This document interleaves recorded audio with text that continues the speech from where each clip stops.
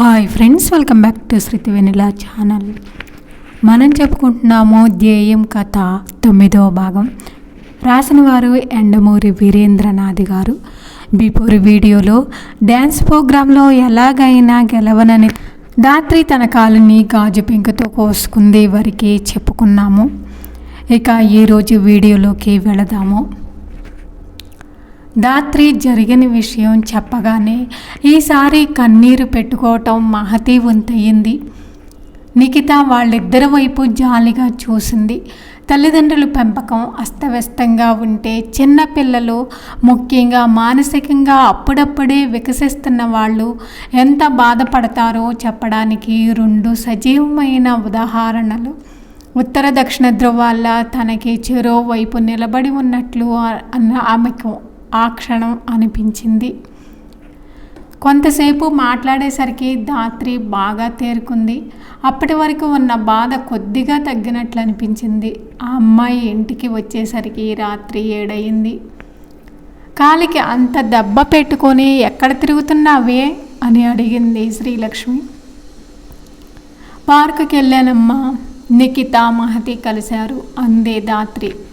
వాళ్ళకేంటి, ఏమీ పని లేదు, పార్కుల చుట్టూ రోడ్ల చుట్టూ తిరగకుండా ఇంట్లోనే ఉండు అందే శ్రీలక్ష్మి. మహతి సంగతి వదిలేస్తే నిఖిత కన్నా తను ఏ విషయంలోనూ గొప్పది కాదని ధాత్రికి తెలుసు. తనకి రేపొద్దున టెన్నిస్ టోర్నమెంట్లో కప్పు రావచ్చు, లేదా డ్యాన్స్ పోటీల్లో ప్రైజ్ రావచ్చు.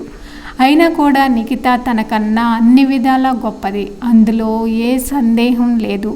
జీవితంలో కూడా ఆ అమ్మాయే ఎక్కువ సుఖంగా బతుకుతుందని ధాత్రికి ఎందుకో నమ్మకం.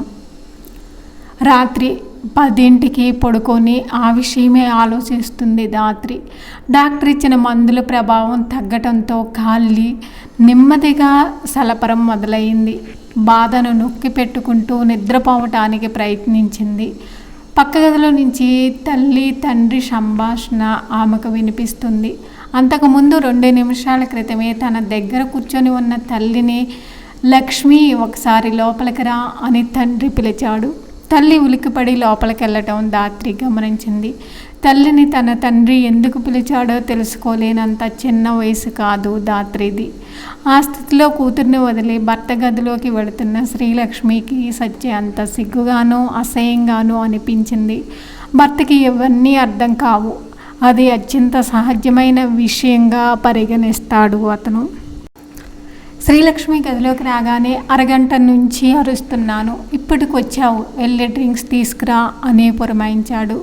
అవతల ధాత్రి అలా పడుకొని ఉంటే ఇదేం గొడవండి, అమ్మాయి కూడా వయసు వస్తుంది, మన గురించి ఏమనుకుంటుంది అని అడిగింది.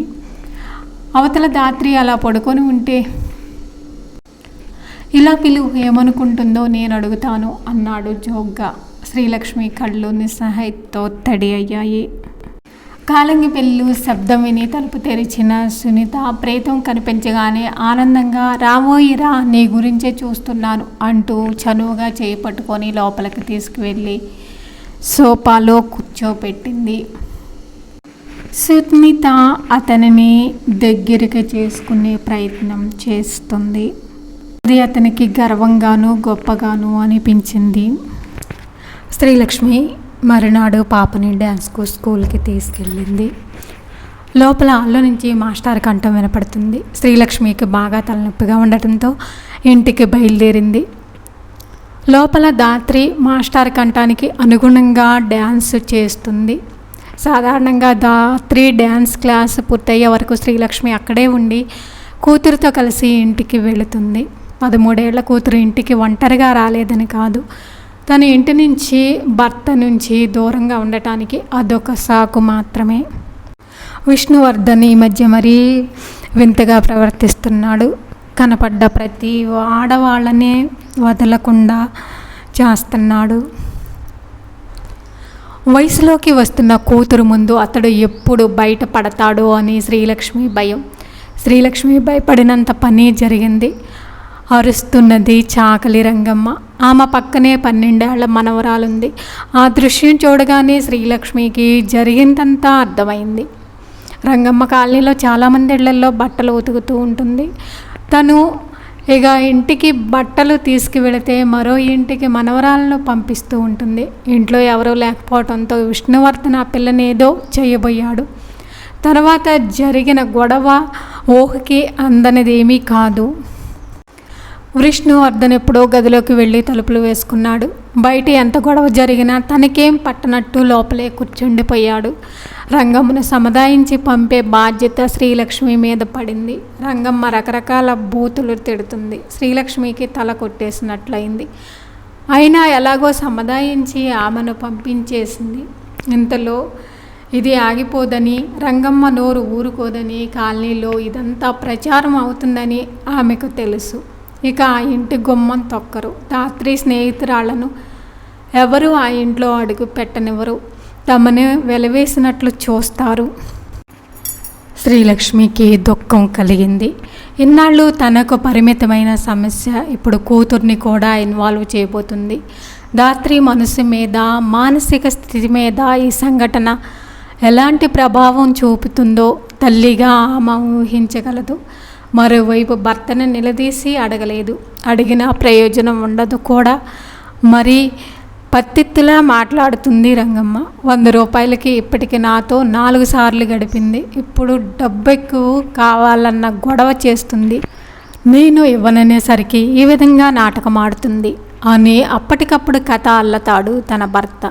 లేదా ఆ పిల్ల మరీ చిన్నదేం కాదు, అదే కావాలని నా దగ్గరకు వచ్చింది అని తేలిగ్గా కొట్టేస్తాడు.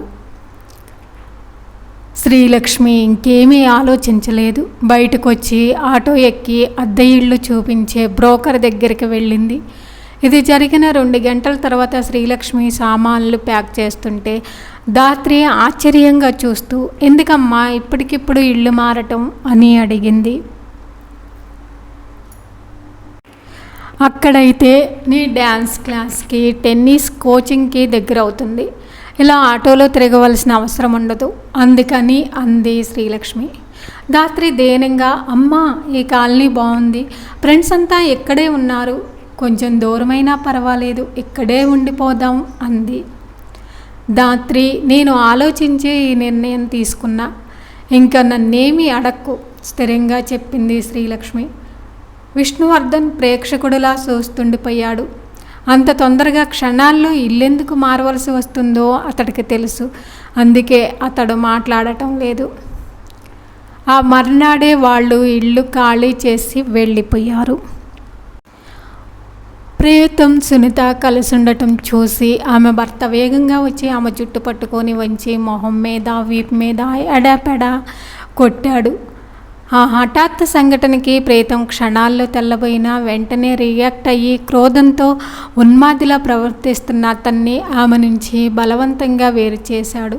అప్పుడు కనిపించాడు అతనికి ఆ తప్పులో భాగమైన ప్రీతం. అంతే, భార్యను వదిలి అతని మీదకు వెళ్ళాడు. ప్రీతం అంకుల్ అంటూ ఏదో చెప్పబోయాడు. కానీ అతను వచ్చి ఫోర్స్గా మీద పడటంతో బ్యాలెన్స్ తప్పి నేల మీద పడిపోయాడు. అతనితో పాటు సునీత భర్త అతని మీద పడిపోయాడు. ప్రీతం కదిలి వెళ్ళబోయేలోపు సునీత భర్త గట్టిగా అరిచాడు, ఒరేయ్ నిన్ను ఊరికే వదలను అని. ప్రీతం ఆగి, ఏం చేస్తావేం అన్నాడు. నేనేం చేస్తానో అది తర్వాత, ముందు మీ అమ్మా నాన్నలకు చెబుతాను, వాళ్ళు ఏం చేస్తారో చూద్దాం అన్నాడు సునీత భర్త కోపంగా.